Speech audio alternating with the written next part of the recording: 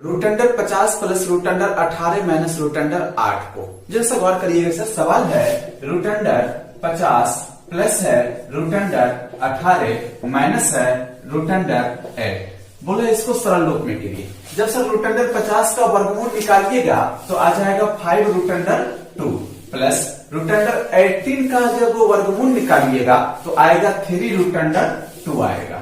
जैसा गौर करिए root under 8 का जब वर्गमूल निकालिएगा तो आएगा सर 2 रूट अंडर 2 आ जाएगा। तो जब इसको आप सॉल्व करिएगा तो रूट 2 को हम लोग केला मान लेते हैं। केला सर देखिए 5 केला प्लस 3 केला 8 केला, 8 केला में से 2 केला जाएगा तो कितना बचेगा सर 6 केला। केला किसको माना था आपने रूट 2 को। 6 केला मतलब 6 रूट 2 आंसर हो जाएगा। ठीक है सर आगे तो अगला 74 नंबर का सवाल सुनिएगा। बोला एक समचतुर्भुज के विकर्ण 8 मीटर और 6 मीटर है तो उसका क्षेत्रफल कितना होगा। समचतुर्भुज किसको बोलते हैं सर? ऐसा चतुर्भुज जिसका चारों भुजा बराबर और 2 कंस्टिट्यूटिव एंगल का योग 180 डिग्री होता है। बोला कि विकर्ण दिया है क्षेत्रफल कितना होगा। तो जैसा गौर करिएगा यहाँ 74 नंबर का सवाल। समचतुर्भुज का क्षेत्रफल का फॉर्मूला होता है 1/2 गुना विकर्णों का गुणनफल, यानी सर पहला डायगोनल गुना दूसरा डायगोनल। यहाँ देखिए 1/2 पहला विकर्ण दिया हम लोगों को 8 मीटर, दूसरा विकर्ण दिया हम लोगों को 6 मीटर। तो ये 2 चौका 8, जब इसको गुना करिएगा तो 24 मीटर स्क्वायर आंसर हो जाएगा। ठीक है सर। समचतुर्भुज का क्षेत्रफल होता है 1/2 गुना विकर्णों का गुणनफल। यहाँ विकर्णों का गुणनफल किया हमने, आंसर आ गया 24 मीटर स्क्वायर। अगला 75 नंबर का सवाल सुनिएगा सर। बोला यदि रीना 12 मोबाइल फोन 1,88,160 में बेचती है जिसका क्रय मूल्य 14,056 रुपया प्रति फोन है तो उसे कुल कितना का लाभ हुआ। सर एक बात जान लीजिए, जब भी लाभ का काउंट करना हो तो जितने वस्तुओं का क्रय मूल्य ले रहे हैं उतने ही वस्तु का विक्रय मूल्य लीजिएगा, तभी लाभ का काउंट कर पाइएगा। यहाँ पर रीना 12 मोबाइल फोन 1,88,160 में खरीदी तो 12 मोबाइल फोन का क्रय मूल्य दिया, इधर भी हम लोग विक्रय मूल्य दिया तो इधर भी हम लोग 12 मोबाइल फोन का क्रय मूल्य जानेंगे, तभी लाभ का काउंट कर पाएंगे। जैसा गौर करिएगा यहाँ पे 75 नंबर का सवाल है 12 फोन का विक्रय मूल्य दिया है हम लोगों को।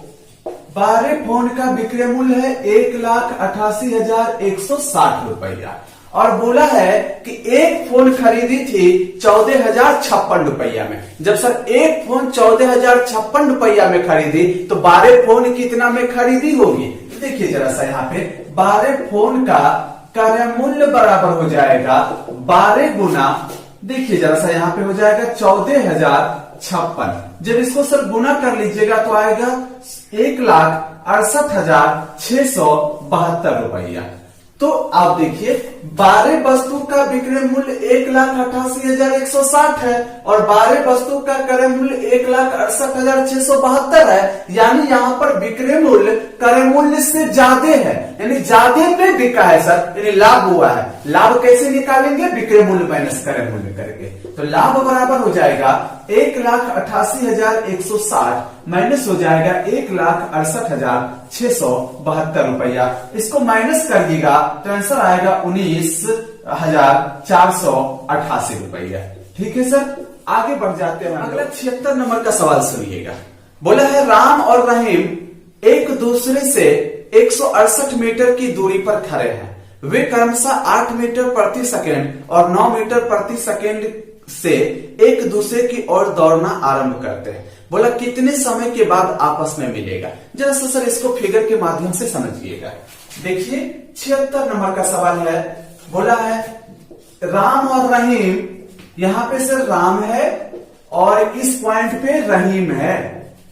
ये दोनों एक दूसरे से 680 मीटर की दूरी पर खड़ा है।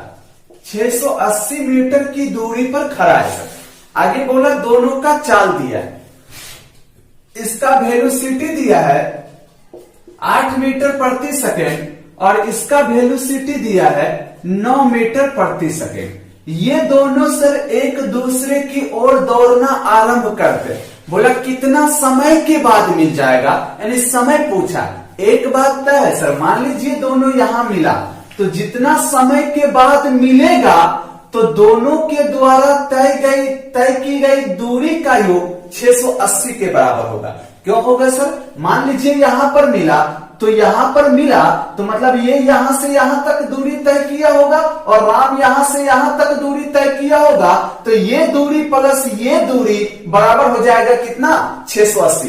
एक बात आपको समझ में आ गया है, यानी जब तक दोनों मिलेगा उस समय तक दोनों के द्वारा तय की गई दूरी का योग 680 होगा। अब सर हमको ये नहीं मालूम है कि कितना समय में मिलेगा, तो मान लेते हैं, माना 30 सेकेंड के बाद दोनों मिलेगा।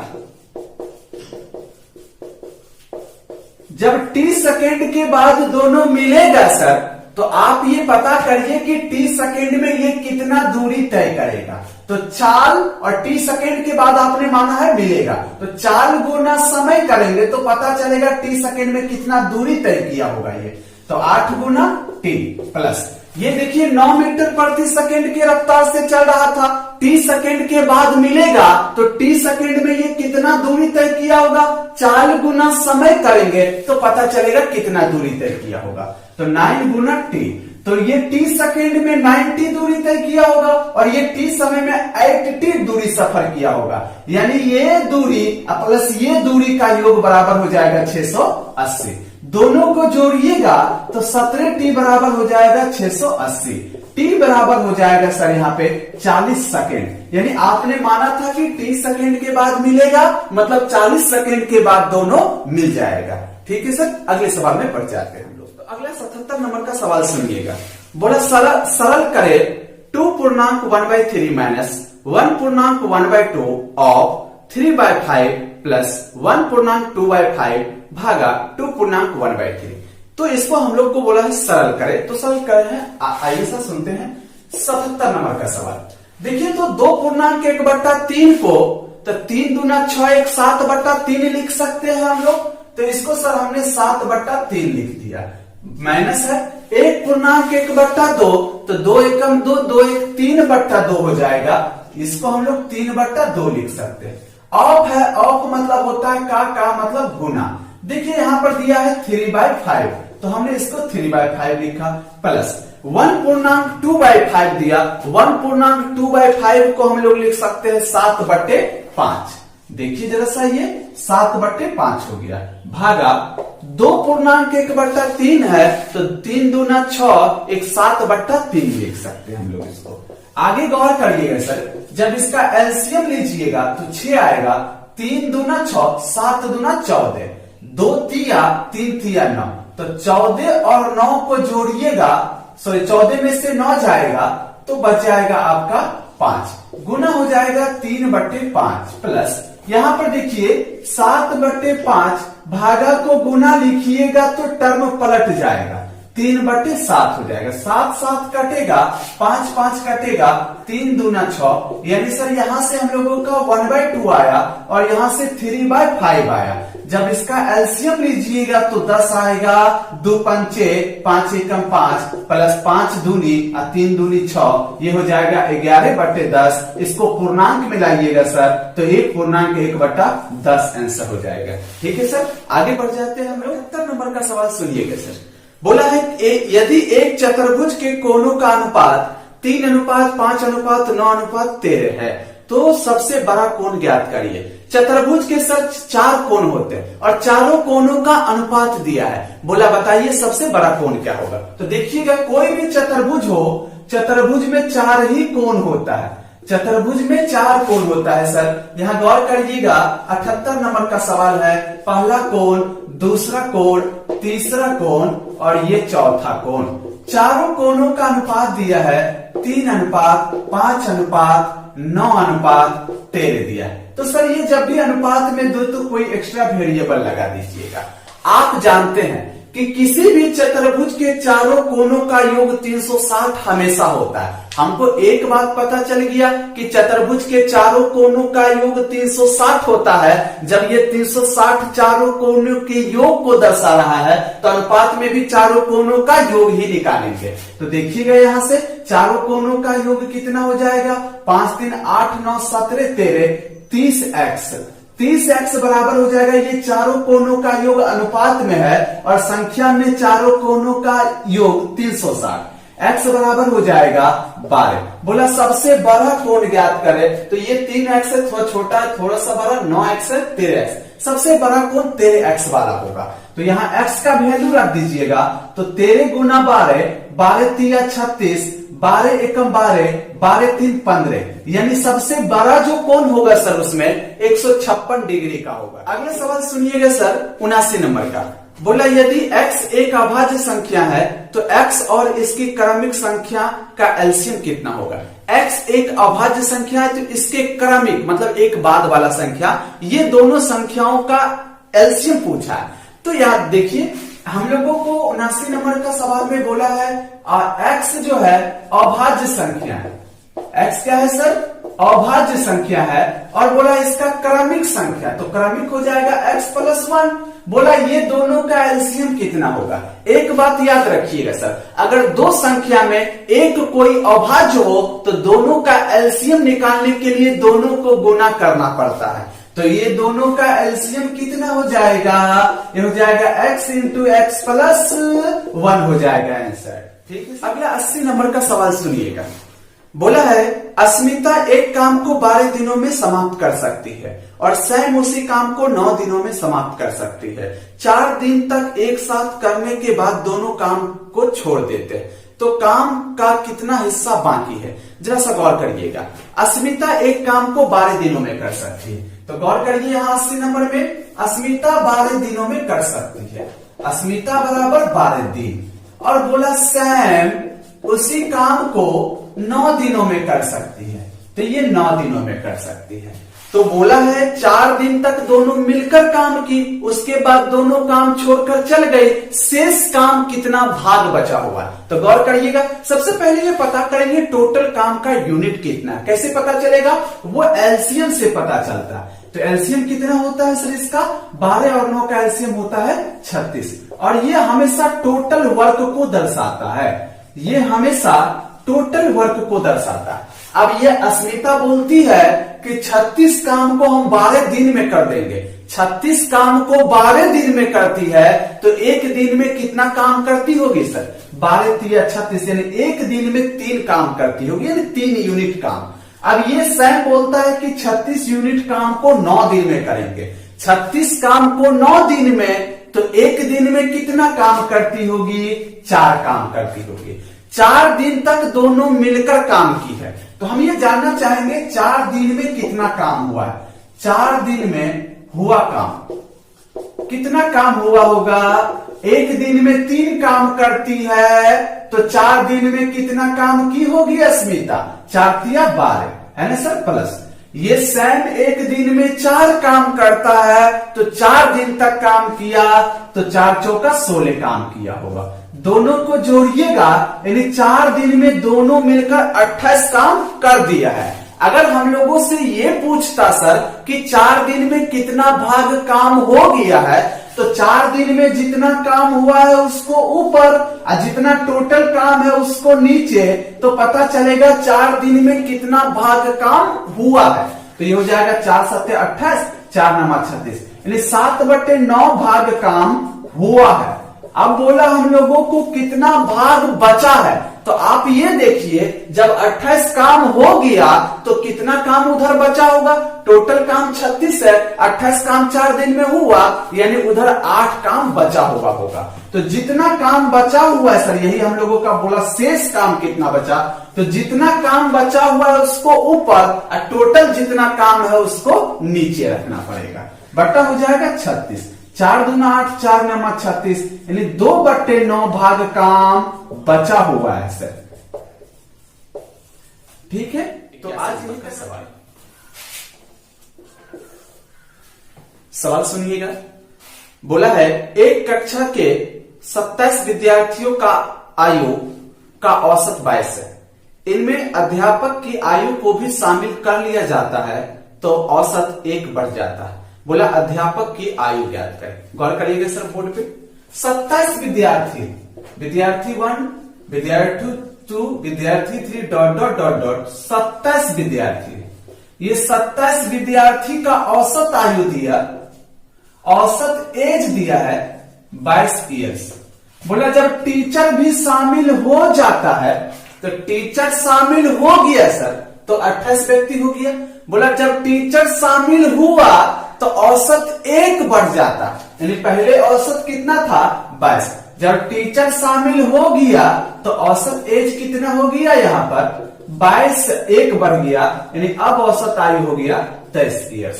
बोला बताइए टीचर का एज कितना। तो सर एक बात जान लीजिए कि औसत मतलब होता है पर बॉडी।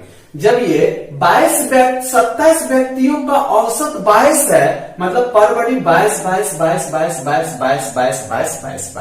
जैसा बोल रही है। अब टीचर शामिल हुआ तो औसत 23 हुआ, पर बॉडी 23 हो गया। तो सर यहाँ पे अगर 28 व्यक्तियों के टोटल एज में 27 व्यक्तियों का टोटल एज घटा देंगे तो टीचर का एज पता चल जाएगा। गौर करिएगा तो जरा सा, 28 का टोटल एज कितना हो जाएगा सर, जब प्रत्येक का 23 तो टोटल कितना, जरा सा गौर करिए, टीचर का एज बराबर हो जाएगा 28 का टोटल योग हो जाएगा 28 गुना 23 माइनस यहाँ 27 का औसत 22, यानी पर बॉडी 22 टोटल कितना एज 22 गुना 27 हो जाएगा।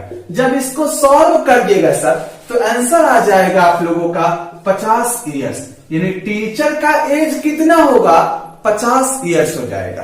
ठीक है सर, सवाल सुनिएगा। 82 नंबर का सवाल सुनिए। बोला अंकित मूल्य पर 20% छूट देने के पश्चात किशोर 12% का लाभ कमाता है। बोला अंकित मूल्य क्रय मूल्य से कितना प्रतिशत अधिक है। पहले इस बात को जान लीजिए कि छूट जब भी कोई देता है तो अंकित मूल्य पर छूट देता है, और लाभ या हानि जब भी होता है वो क्रय मूल्य पर होता है। समझ में आ रहा है ना बात सर, जरा सा गौर करिएगा। यहां पर अंकित मूल्य को हम लोगों ने 100 रुपया मान लिया, अंकित मूल्य बराबर 100 रुपया हमने माना। अब बोला क्या कि यहां पर 20% छूट देकर बेचा। कोई भी चीज सर पहले से 100% रहता है। आप सोचिए 100 रुपये के वस्तु को 20 रुपया कम करके बेचे, यानी 80 में बेचे, तो ये पहले से 100% है, 20% छूट कर दिए, यानी इसके 80% पर बेचे हैं। तो विक्रय मूल्य कितना हो जाएगा, विक्रय मूल्य बराबर हो जाएगा 100 में 20% छूट किए, 100% पहले से है, तो इसका 80% पर बिका होगा, यानी 80 रुपये में वस्तु बिका है। और बोला ना क्वेश्चन कि 80 में बेचने से भी 12% का लाभ हुआ। तो लाभ किस पे होता है सर, क्रय मूल्य पर। तो अब क्रय मूल्य नहीं पता है, क्रय मूल्य हम लोग मान लेंगे।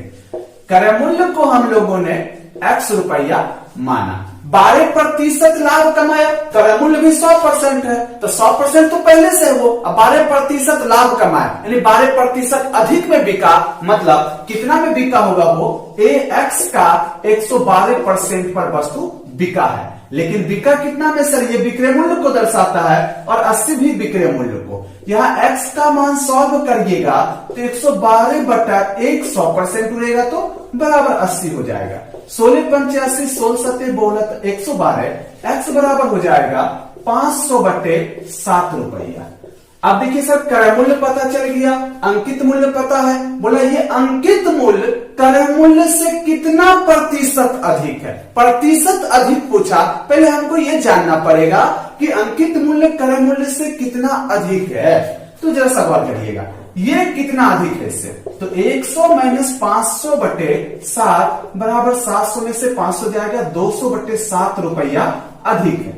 ये तो सर ये इससे 200 बटे 7 रुपया अधिक है। बोला प्रतिशत अधिक बताइए, तो यहां हो जाएगा 200 बटे 7 गुना 100 बटे, बोला इससे कितना अधिक है, तो जिससे बोला सर उसको बट्टा में, तो ये सॉरी बोला इससे, बोला 500 बटे, बोला क्रय मूल्य से कितना अधिक है, 500 बटे 7 हो जाएगा। इसको सॉल्व करिएगा तो आंसर आ जाएगा आप लोगों का, देखिए 7 7 कटेगा, 00 कटेगा, 5 का 20, यानी 40% अधिक हो जाएगा। ठीक है सर। तो अगला 83 नंबर का सवाल सुनिएगा।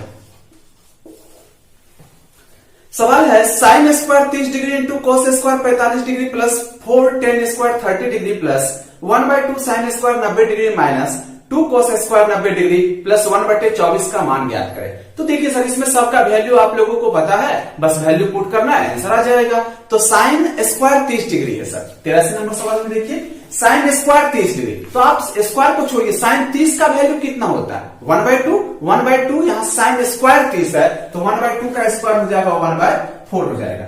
गुना है कॉस स्क्वायर 45 डिग्री, कॉस 45 का वैल्यू होता है 1/√2, स्क्वायर है तो 1/√2 का होल स्क्वायर 1/2 हो जाएगा। ठीक है सर, आगे देखिए प्लस 4 टेन स्क्वायर 30 डिग्री, 4 तो 4 ही रहेगा सर यहाँ पे, और 10 स्क्वायर 30 डिग्री, तो 10 30 का वैल्यू कितना होता है 1/√3 होता है। 10 स्क्वायर है तो 1/√3 का स्क्वायर 1/3 हो जाएगा। ठीक है, आगे देखिए जरा सा, प्लस है 1/2 साइन स्क्वायर 90 डिग्री, तो साइन 90 का वैल्यू कितना होता है 1 होता है, स्क्वायर है तो 1 का स्क्वायर 1 हो जाएगा, प्लस सॉरी माइनस है 2 कॉस स्क्वायर 90 डिग्री, कॉस 90 का वैल्यू कितना होता है 0 होता है, और स्क्वायर है तो 0 का स्क्वायर सर 0 ही होगा, तो यहाँ पे 0 रख दिया हमने, प्लस 1/24 है। अब जैसा देखिएगा इसको सॉल्व करते हैं तो ये हो जाएगा 1/8 प्लस ये हो जाएगा 4/3 प्लस ये हो जाएगा सर 1/2 माइनस 2 गुना 0 तो 0 ही होता है, इसको छोड़ ही दीजिए आप, प्लस 1/24 हो जाएगा। एलसीएम लीजिएगा इसका, 8 3 2 24 का एलसीएम 24 होता है, 8 3 24, 3 एकम 3, 3 8 24, 8 चौका सर 32 प्लस 2 12 है 24, 12 एकम 12 हो जाएगा, प्लस 24 एकम 24, 1 एकम 1 होगा। ये सबको जोड़िएगा तो 12 3 15 1 16 और 16 और 32 को जोड़िएगा तो हो जाएगा 48/24, यानी आंसर हो जाएगा सर हम लोगों का 2। ठीक है सर, आगे बढ़ जाए। तो अगला 84 नंबर का सवाल सुनिएगा। सवाल है सरल करें 81x square minus 49y square बटा 9x प्लस 7y का वैल्यू कितना होगा। गौर करिए जरा सा, यहाँ पे हम लोगों का है 81x square minus 49y square बट्टा में दिया है सर हम लोगों को 9x प्लस 7y। देखिए तो जरा सा, हम लोग 81x स्क्वायर को लिख सकते हैं 9x का होल स्क्वायर, क्योंकि सर आप इसका स्क्वायर करिएगा तो कोष्ठ हटेगा तो 9 का स्क्वायर 81x स्क्वायर तो x स्क्वायर ही, तो फिर यही आ जाएगा माइनस, इसको लिख सकते हैं हम लोग 7y का होल स्क्वायर बट्टा में हो जाएगा 9x प्लस 7y। और आप सर एक फॉर्मूला जानते होइएगा ए स्क्वायर माइनस बी स्क्वायर का, ए स्क्वायर माइनस बी स्क्वायर बराबर होता है ए प्लस बी इंटू ए माइनस बी। तो यहाँ देखिए ए स्क्वायर माइनस बी स्क्वायर है तो इसको लिखेंगे हम लोग ए प्लस बी इंटू ए माइनस बी बट्टा में हो जाएगा 9x प्लस 7y। देखिए सर ये दोनों कटेगा तो आंसर हो जाएगा हम लोगों का 9x माइनस 7y। ठीक है सर, अगला 85 नंबर का सवाल सुनिएगा। 85 नंबर का सवाल है कि 7 मैचों में 2 बल्लेबाज द्वारा बनाए गए रन नीचे दिए गए हैं, तो किस बल्लेबाज का औसत बेहतर था। तो देखिए सर ग्राफ में आप लोग बल्लेबाज 1 यानी पहला बल्लेबाज पहला मैच में 42, दूसरा मैच में 51, तीसरा मैच में 9 और सर इसी प्रकार से 7वां मैच में 12 रन बनाया। दूसरा जो बल्लेबाज है पहला मैच में 30, दूसरा मैच में 22, तीसरा मैच में 91, चौथा मैच में 76, इसी प्रकार से सर 7वां मैच में 7 रन बनाया है। बोला किस बल्लेबाज का औसत रन बेहतर था, मतलब अच्छा था। तो गौर करिएगा सर जरा सा, तो बल्लेबाज पहला का औसत निकालते, बल्लेबाज फर्स्ट का औसत रन कैसे निकालते हैं सर, अभी तक आपने टोटल जितना रन बनाया अब बट्टे आपने जितना मैच खेला है, तो टोटल रन कितना बनाया सर ये 7 मैचों में, तो 42 पहला मैच में, दूसरा में बनाया 51, तीसरा में बनाया 9, फिर आगे बनाया 78, फिर आगे बनाया 63 अगला मैच में, फिर अगला मैच में बनाया 20, फिर अगले मैच में बनाया है 12। ये सातों मैच के टोटल रन में सर 7 से भागा दीजिएगा तो इसका औसत रन निकलेगा जो कि 39.9 हो जाएगा। अगला देखिए, बल्लेबाज सेकेंड का एवरेज रन, बल्लेबाज सेकेंड का एवरेज रन निकालिएगा सर, तो इसमें भी वही बात करना पड़ेगा। सातों मैच में खेले गए टोटल रन अब बट्टे 7 करेंगे तो एवरेज रन निकलेगा। तो यहां गौर करिएगा, ये पहला मैच में 30 रन बनाया, दूसरा में 22, तीसरा में 91, चौथा में 76 बनाया है, और सर अगले पांचवा मैच में 84, उससे अगला मैच में 11 और अगले मैच में 0.07 मार्क बनाया। ये 7 मैच में खेले गए टोटल रन बट्टे 7 करेंगे तो इसका एवरेज रन निकलेगा जो कि आ जाएगा 45.9। तो बोला है किस बल्लेबाज का एवरेज अच्छा रहा, तो अच्छा तो सर इसी का है, इसका 39.9 है, इसका 45.9 है, तो अच्छा किसका है सर, ये सेकंड बल्लेबाज का औसत बेहतर है, यानी ऑप्शन नंबर बी हो जाएगा। आगे बढ़ जाते हैं हम लोग। बोला अजहर एक यात्रा 10 घंटे में पूरी कर सकता है और आधी यात्रा 21 किलोमीटर पर आवर की गति से तय करता है और बाकी बची हुई यात्रा 24 किलोमीटर प्रति आवर की गति से तय करता है। तो बोला कुल दूरी कितना किलोमीटर का है, गौर करिएगा सर। आज एक थोड़ा ग्राफ के माध्यम से समझिए, ये सर टोटल दूरी को हमने अभी d किलोमीटर मान लिया, टोटल दूरी को सर हमने d किलोमीटर मान लिया। बोला उसमें से आधी दूरी ये चला है 21 किलोमीटर प्रति आवर के चाल से, आधा कितना हो जाएगा टोटल का सर, तो आधा हो जाएगा d/2 किलोमीटर। ये आधी दूरी को 21 किलोमीटर प्रति आवर के चाल से गया यहां तक। फिर सर शेष दूरी, तो शेष आधा दूरी बचा होगा, बोला आधा दूरी को 24 किलोमीटर प्रति आवर के चाल से चला है। यहां से सर ये अपना चाल बढ़ा लिया जो कि है 24 किलोमीटर प्रति आवर।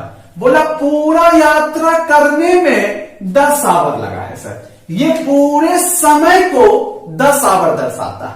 तो यहां पर देखिए हम लोग करेंगे क्या कि पहले ये जानेंगे कि ये जो आधी दूरी तय किया है ये दूरी सफर करने में उसको कितना समय लगा होगा। तो समय कैसे निकालते हैं, दूरी बट्टे 4 करेंगे तो समय निकलेगा, यानी d/2/21 प्लस आगे देखिए सर यहां से यहां तक आने में इसको इतना समय लगा होगा, प्लस देखिए फिर आधा दूरी तय करने में कितना समय लगा होगा।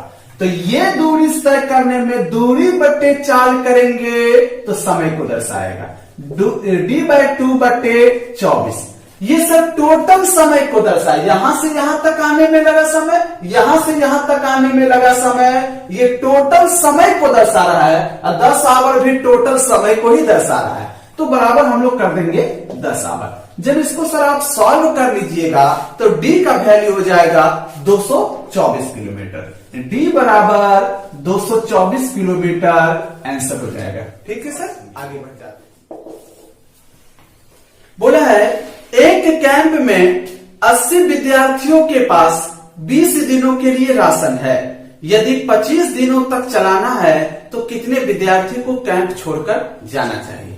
सुनिएगा सर, एक कैंप है जिसमें 180 विद्यार्थियों के लिए 20 दिनों का खाना उपलब्ध है, लेकिन सोच रहा है कि ये खाना 25 दिन तक चले तो कितना विद्यार्थियों को छोड़कर जाना पड़ेगा। तो गौर करिएगा जरा सा, यहाँ पे ये पूरा भोजन है, ठीक है, ये भोजन 180 व्यक्ति खाएगा तो कितना दिन तक चलेगा, 20 दिन तक चलेगा।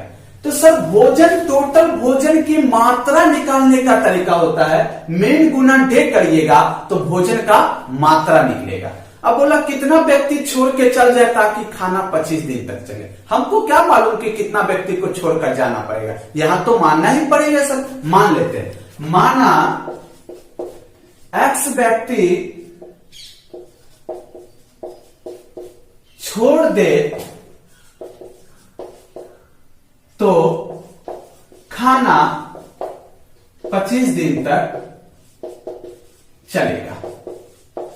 जब x व्यक्ति छोड़ देगा सर तो 180 गो व्यक्ति था, x व्यक्ति छोड़ेगा तो बचेगा कितना 180 मैन, 180 माइनस x आदमी बचेगा। आपने माना कि x आदमी छोड़ेगा तो 25 दिन तक चलेगा, यानी 180 माइनस x मैन खाएगा तो 25 दिन तक चलेगा। यहां पर 180 माइनस x व्यक्ति खाएगा तो 25 दिन तक चलेगा, यानी सर मैन गुना डे करेंगे तो ये भी भोजन की मात्रा को दर्शाता है। 180 माइनस x गुना 25 ये मेन गुना डे भोजन की मात्रा, और 180 व्यक्ति खाता तो 20 दिन, यहां भी सर मेन गुना डे करेंगे तो भोजन की मात्रा को दर्शा देगा। ये टोटल भोजन की मात्रा बराबर टोटल भोजन की मात्रा कर दिया हम लोगों ने। अब x का वैल्यू निकालिएगा तो यहां थोड़ा सा सॉल्व कर लेते हैं इसको।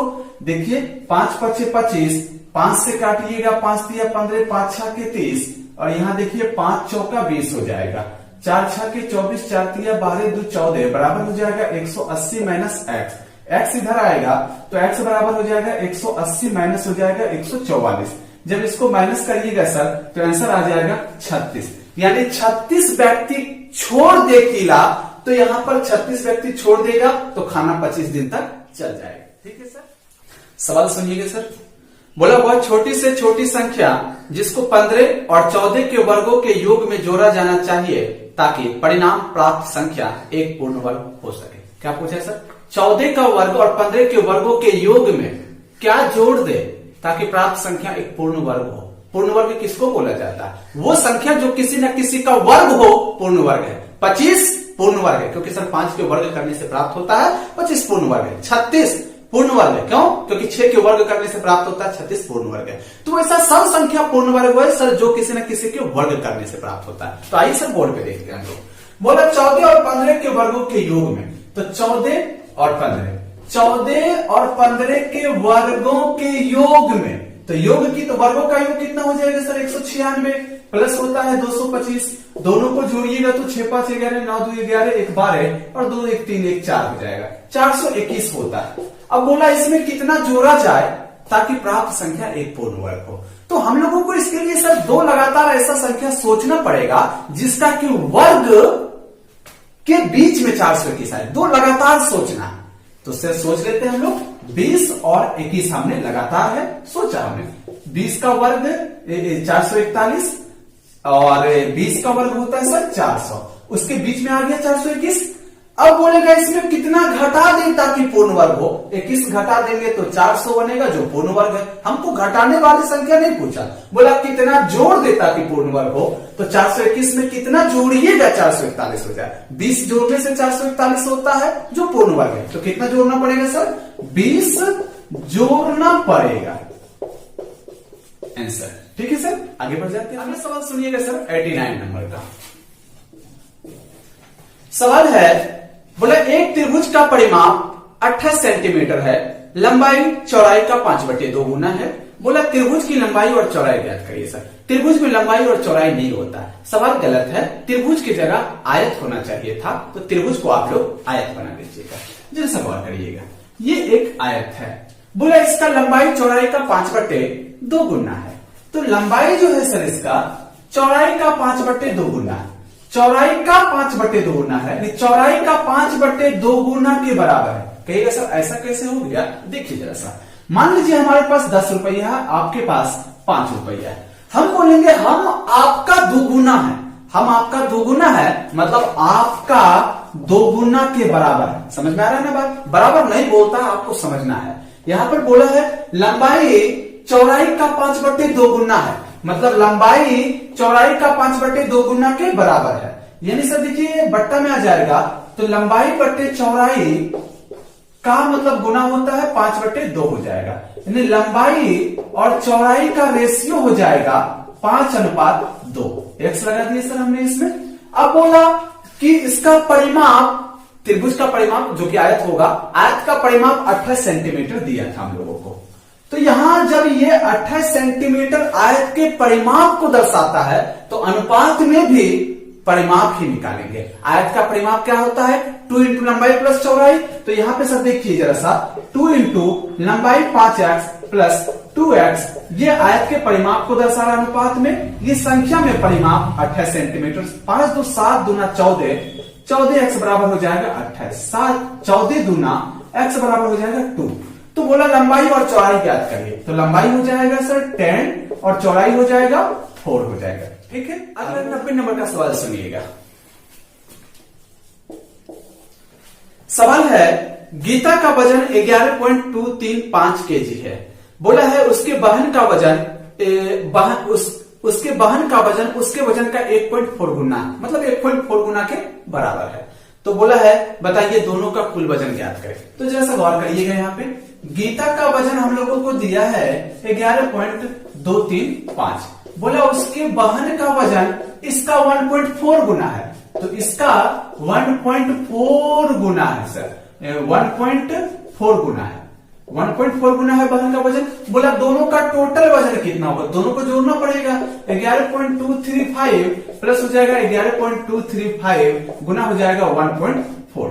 यहाँ 11.235 कॉमन ले लीजिएगा तो 1 बचेगा, इधर 1.4 बचेगा। तो दोनों को जोड़िएगा तो 11.235 गुना हो जाएगा 2.4। जब इसको सॉल्व कर लीजिएगा सर तो आंसर आ जाएगा 26.964 केजी आंसर हो जाएगा। ठीक है, आगे बढ़ जाते हैं हम लोग। आगे देखिए, निर्देश दिया है 91 से 93 तक निम्नलिखित जानकारी का अध्ययन कर नीचे दिए गए प्रश्नों का उत्तर दीजिए। हम लोगों को सर नीचे दिए गए जानकारी के आधार पे 3 प्रश्नों का उत्तर देना है 91 से लेके 93 तक। तो जरा सा गौर करिएगा, 91 से लेके 93 तक नीचे दिए गए सवालों का जवाब देना है निर्देश के आधार पे। बोला 90 विद्यार्थी की कक्षा में 80 विद्यार्थी बर्गर या पिज्जा के बाद लिख लीजिएगा सर, सवाल में नहीं लिखा है, या दोनों पसंद करते हैं। आगे लिखा है 62 विद्यार्थी बर्गर पसंद करते हैं, 56 विद्यार्थी पिज्जा पसंद करते हैं। अब डाटा दिया है, अब तीनों सवाल का जवाब इसके आधार पे देना है। तो ये देखिए सवाल वेन डायग्राम मेथड से बनेगा, और वेन डायग्राम मेथड कई बार बता चुके हैं, एक बार फिर से बता रहे हैं। वेन डायग्राम मेथड से बनाने के लिए 2 वृत्त बनाइएगा एक दूसरे को प्रतिच्छेद करवाते हुए। ये सर ओनली बर्गर को दर्शाएगा, ओनली ये वाला घर जो है सर ओनली बर्गर को दर्शाएगा, और ये वाला जो घर है ओनली, ये वाला घर जो दिख रहा है आपको, ये ओनली पिज्जा को दर्शाएगा। और ये जो है सर ये वाला जो दिख रहा है आपको, ये दोनों वाला जो दोनों खाता है उसको दर्शाएगा। ठीक है सर।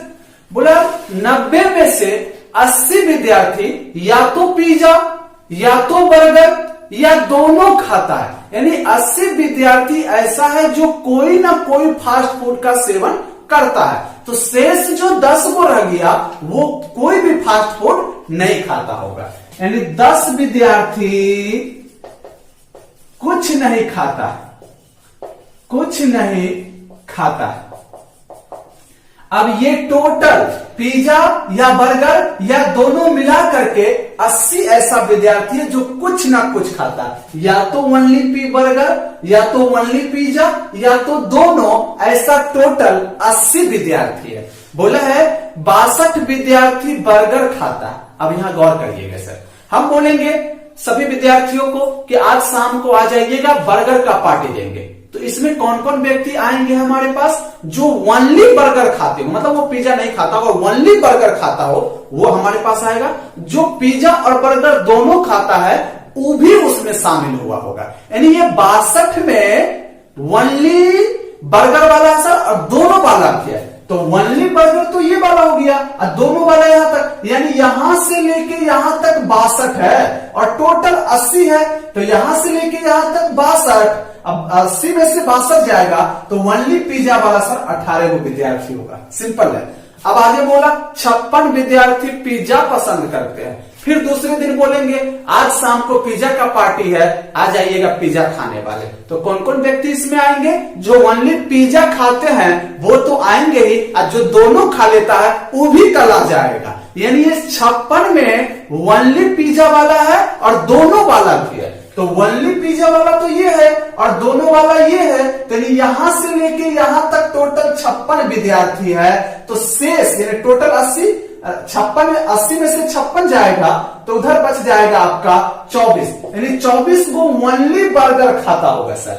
अब देखिए टोटल 80 है, 80 में से आप 18 प्लस 24 माइनस कर दीजिएगा तो आएगा 38, यानी 38 गो विद्यार्थी दोनों चीज खाता होगा, पिज्जा और बर्गर दोनों। समझ में आ गया ना? अब डाटा समझ में आ गया तो सवाल का आंसर निकल जाएगा। आइए स्टार्ट करते हैं 91 नंबर का सवाल। बोला है कितने विद्यार्थी बर्गर और पिज्जा दोनों पसंद करते? कितने विद्यार्थी बर्गर और पिज्जा दोनों पसंद करते? तो दोनों पसंद करने वाला कै गो विद्यार्थी है? 38 विद्यार्थी आंसर हो जाएगा। समझ लो। 92 नंबर का सवाल सुनिएगा। सवाल बोला है कितने विद्यार्थी बर्गर पसंद नहीं करते? गौर करिएगा जरा सा। तो बर्गर पसंद नहीं करते, 24 विद्यार्थी ओनली बर्गर पसंद करता है, 38 विद्यार्थी दोनों चीज यानी ये बर्गर भी पसंद करता है। तो 18 है जो ओनली पिज्जा पसंद करता है, मतलब बर्गर पसंद नहीं करता होगा। तो 18 है जो बर्गर पसंद नहीं करता। अगर सब पसंद करता तो इधर आता होगा, लेकिन ओनली पिज्जा में है तो ये बर्गर पसंद नहीं करता। और 10 विद्यार्थी कुछ पसंद नहीं करता, मतलब बर्गर तो पसंद नहीं करता है वो। 18 इधर और 10 उधर, तो टोटल कितना हो जाएगा? 28 विद्यार्थी है जो बर्गर पसंद नहीं करता। ठीक है, आगे बढ़ जाते हैं हम लोग। सवाल है कि कितने विद्यार्थी बर्गर और पिज्जा दोनों ही पसंद नहीं करते? दोनों ही पसंद नहीं करता, कुछ पसंद नहीं करता सर। कितना विद्यार्थी है ऐसा? 10 को। आंसर क्या हो जाएगा? 10 हो जाएगा। ठीक है, तो आइए देखते हैं 94 नंबर का सवाल। बोला है एक संख्या के 2 अंकों का योग 10 है। यदि एक अंक आपस में बदल दिए जाते हैं तो मान 18 बढ़ जाता है। तो संख्या का पता लगाएं।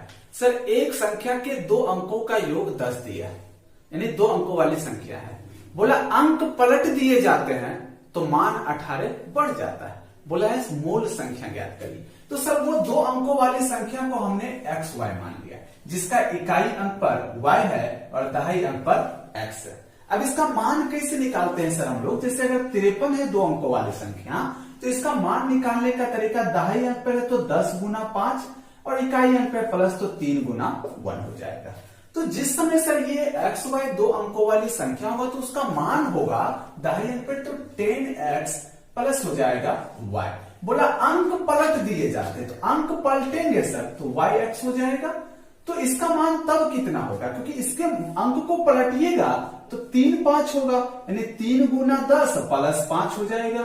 yx का मान कितना होगा? 10y प्लस हो जाएगा x। वही बोला सर कि जिस समय xy था उस समय मान इतना, अंक पलटने से जो संख्या बना, बोला ये इससे 18 बड़ा है, ये इससे बड़ा है 18। तो हम बोलेंगे सर जैसे सर मेरा बड़ा भाई हमसे 4 वर्ष बड़ा है, यानी बड़ा भाई में से हम अपना एज घटाएंगे तो 4 का डिफरेंस होगा।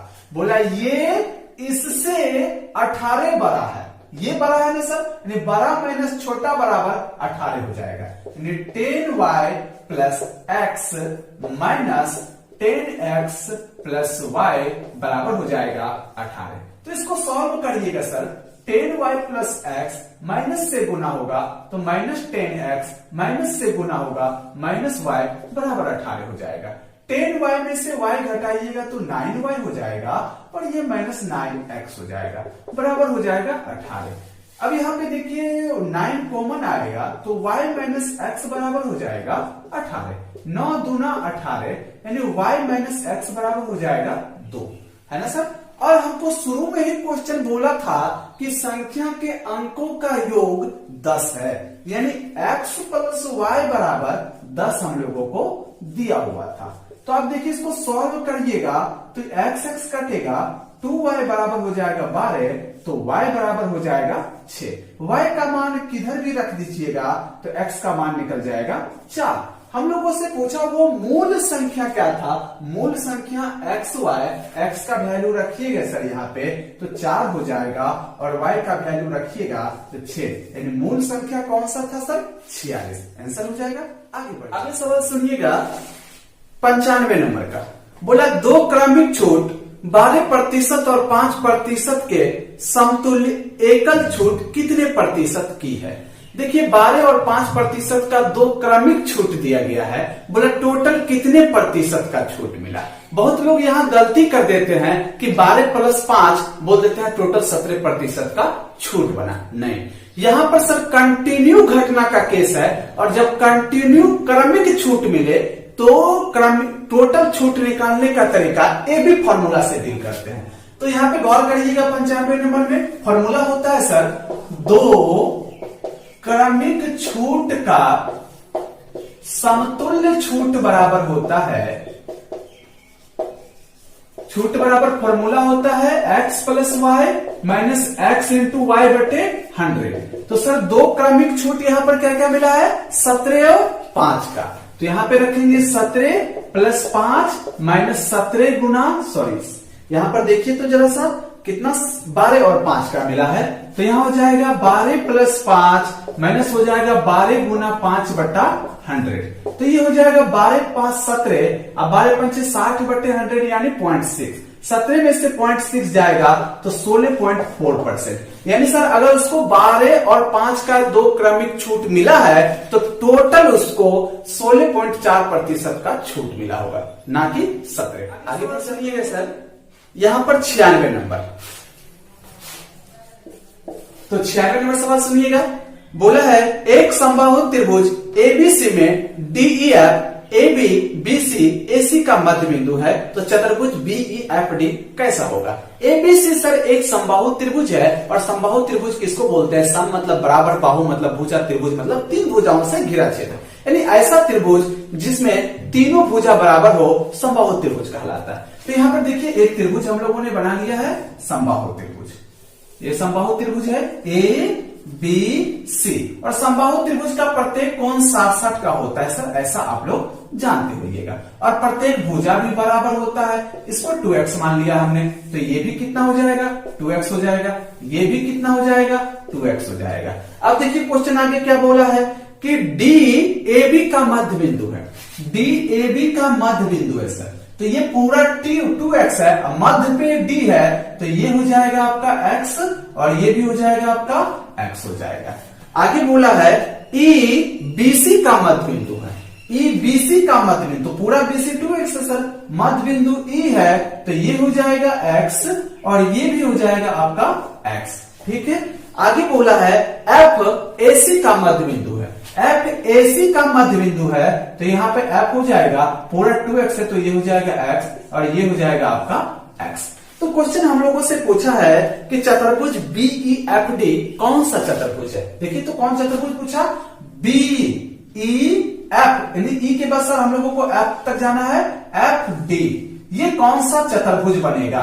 तो देखिए हम देखते हैं, यहां पर देखिए जब भी किसी त्रिभुज के 2 भुजा के मध्य बिंदु को मिलाइएगा सर, ये मध्य था, दोनों को मिलाए तो ये वाला भुजा अपने सामने वाले भुजा के समानांतर होता है एवं इसका पूरे का आधा होता है। पूरा 2x है तो ये कितना हो जाएगा x हो जाएगा।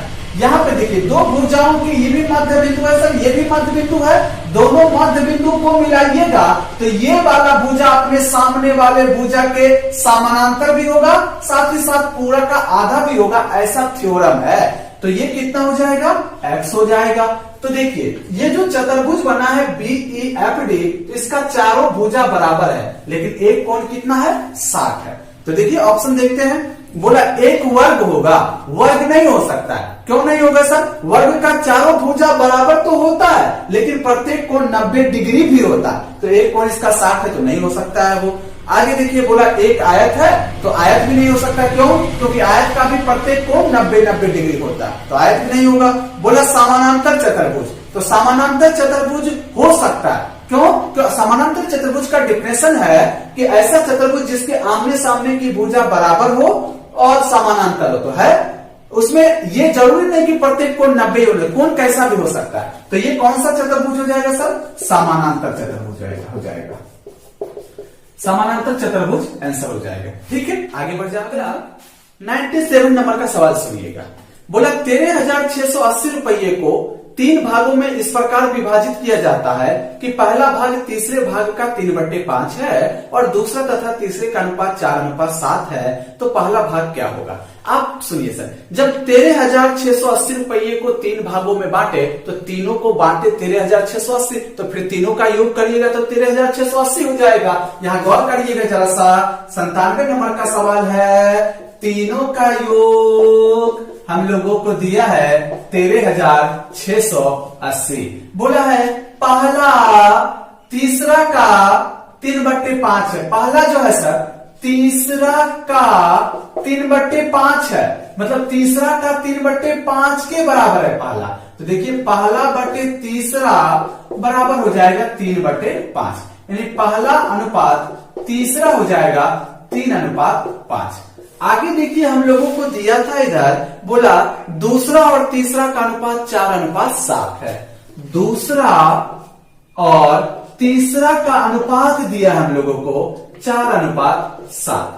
देखिए सर पहला और तीसरा का अनुपात 3:5 दिया, दूसरा और तीसरा का अनुपात 4:7 दिया, तो तीसरा यहाँ 7 यूनिट है, तीसरा यहाँ 5 यूनिट है, तो तीसरा को बैलेंस करना पड़ेगा। कैसे करेंगे? आप देखिए 7 और 5 का एलसीएम कितना होता है? 35, यानी 35 पे दोनों समान हो जाएगा। अब इसको 35 बनाने के लिए कितना से गुना करना पड़ेगा?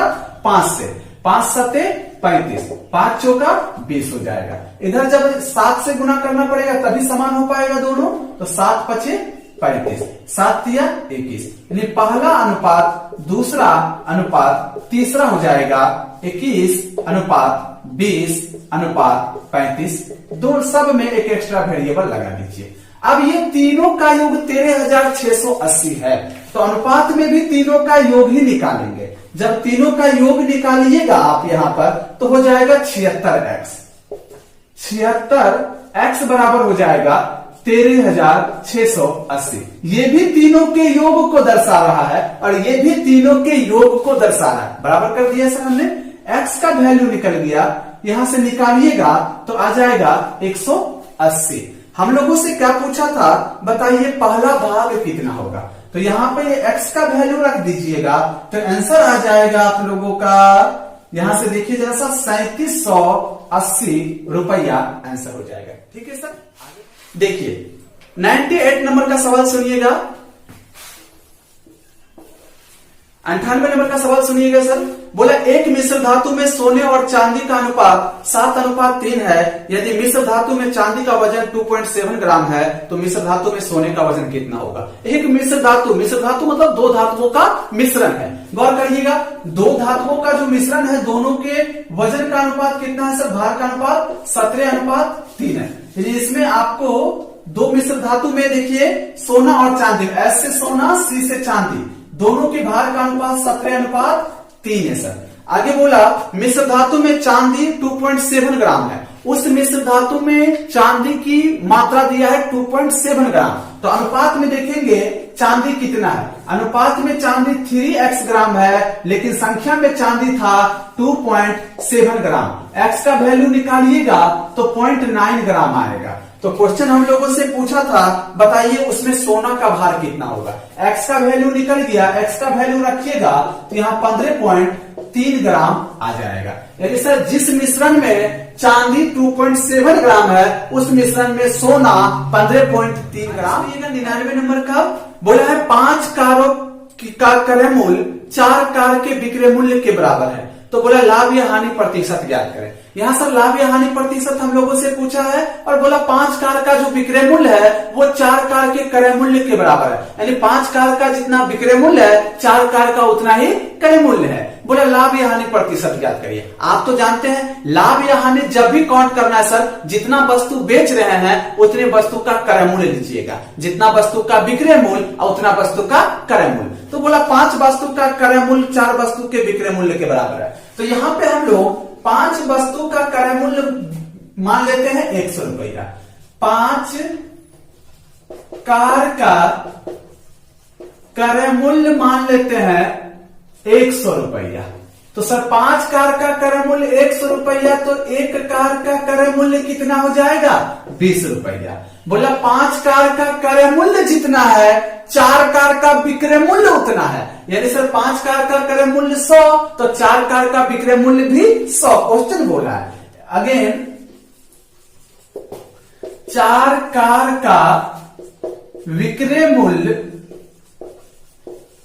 बराबर भी 100 रुपया, क्योंकि क्वेश्चन बोला था 5 कार का क्रय मूल्य जितना है 4 कार का विक्रय मूल्य उतना है, इसलिए एक कार का विक्रय मूल्य कितना हो जाएगा 25 रुपया। बोला कितना का लाभ हुआ, तो लाभ तो हुआ है सर, एक वस्तु खरीदा था 20 रुपया में और एक वस्तु बेचा है 25 रुपया में, लाभ हुआ।